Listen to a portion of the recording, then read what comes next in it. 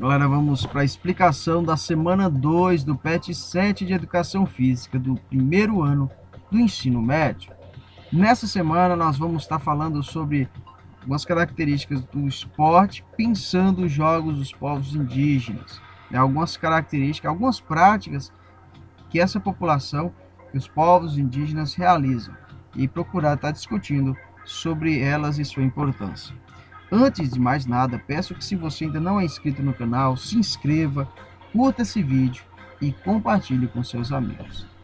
No primeiro momento, nós vamos ter aqui de cara, trazendo sobre jogos dos povos indígenas. Sempre que pensamos em um tipo de competição desportiva, pensamos em Copa do Mundo, Jogos Olímpicos e até em algum que o nosso país participa muito pouco, como as Olimpíadas de Inverno. Porém, nunca imaginamos os jogos dos povos indígenas. Então, já no primeiro momento destaca essa realidade desses jogos, que é realizado pelos povos indígenas, organizados pela Comitê Intertribal Indígena, com o apoio dos Ministérios dos Esportes. Os jogos dos povos indígenas têm o seguinte mote, o seguinte tema, O importante não é competir, e sim celebrar.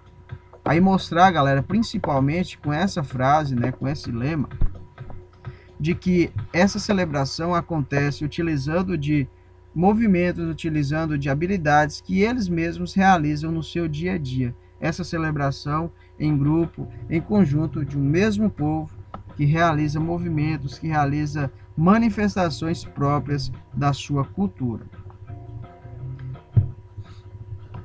Dando sequência, nós temos aqui o texto onde vai continuar falando sobre que a proposta é recente, já que a primeira edição dos Jogos ocorreu em 1996 e tem como objetivo a integração das diferentes tribos, assim como um resgate e a celebração dessas culturas tradicionais. A edição dos Jogos 2003, por exemplo, teve a participação de 60 etnias, dentre elas os Kaiowá, os Guarani, Bororó, Pataxó e o Yanomami. Vem mostrar também que a última edição ocorreu em 2009 e foi a 10ª vez em que o torneio foi realizado. Depois vai ter a sequência, galera, de algumas características dessa realização, dessa competição. E aí vai trazer as modalidades disputadas, que variam um pouco entre os torneios, mas basicamente são as seguintes. Então, dentro desses jogos, vai acontecer a disputa entre arco e flecha, cabo de guerra, canoagem, corrida com tora e o chamado Chico Nahit.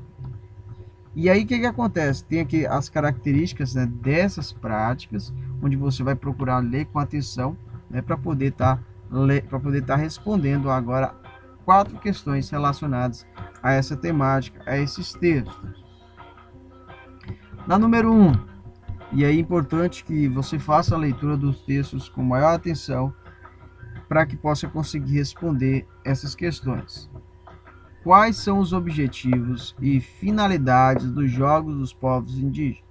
Então, no primeiro momento, é você pensar por que essa realização desses jogos, para você, de acordo com o texto que foi trago também, com essa leitura atenta que você fez, qual que é esse objetivo e qual que é essa proposta, qual que é a finalidade desses jogos. É de competição, é de confraternização, como traz o tema, o lema desses jogos. Enfim, você vai procurar fazer um apanhado das informações mais importantes no que tange aos objetivos e finalidades dos jogos. Número 2. Nós temos a pergunta: faça uma pesquisa e responda. Quais das modalidades esportivas indígenas citadas no texto que são praticadas nos Jogos Olímpicos de Verão? Então, que você vai procurar fazer uma pesquisa e verificar, diante dessas práticas, como o cabo de guerra, como arco e flecha, entre outros que trouxe no texto, quais são as modalidades que são praticadas nos Jogos Olímpicos de Verão. Okay? Então, você vai procurar fazer uma pesquisa na internet para responder essa questão. Nós temos a questão número 3, onde vai falar, uma questão do Enem do ano de 2019. Nos Jogos dos Povos Indígenas, observa-se que as práticas corporais realizadas envolvem elementos tradicionais, como as pinturas e adornos corporais, e modernos, como a regulamentação, fiscalização e padronização. Então vai pensar aqui, galera, essa união de elementos tradicionais e modernos no sentido de uma organização dos jogos, né, considerando toda uma padronização, seguindo uma lógica de competição, de institucionalização, por exemplo, das organizações, né, que estão ajudando a realizar os jogos, né, dos povos indígenas, considerando que os ministérios dos esportes, né, estavam ali ajudando nessa realização, mas pensando essa lógica, né, de um lado, elementos tradicionais, né, da sua cultura, e do outro lado, essa esportivização, essa regulamentação. Por mais que eles não tinham essa competição por trás, um viés competitivo, mas eles traziam uma organização que remetia a uma certa competição. O arco e flecha e a lança, por exemplo, são instrumentos tradicionalmente utilizados para a caça e a defesa da comunidade na aldeia, assim como eu falei anteriormente, no início do texto. Na ocasião do evento, esses artefatos foram produzidos pela própria etnia, porém sua estruturação como modalidade esportiva promoveu uma semelhança entre as técnicas apresentadas com sentido único de competição. Nessa lógica, diante dessa relação dos elementos tradicionais e modernos, vem pedir para que você possa relacionar. A relação entre os elementos tradicionais e modernos nos jogos dos povos indígenas desencadeou a...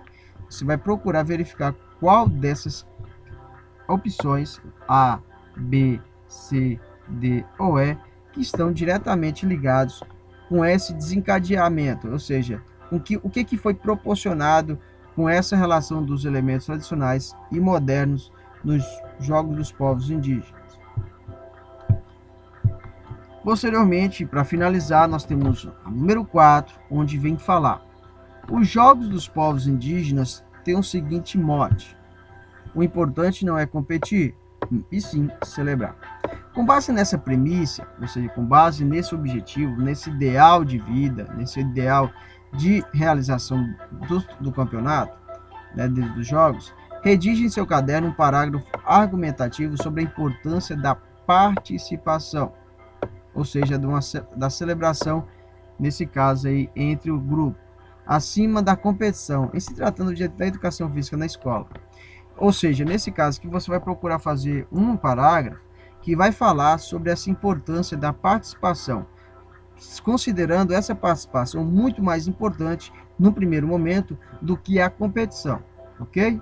Selecione, organize e relacione de forma coerente e coesa argumentos do seu ponto de vista.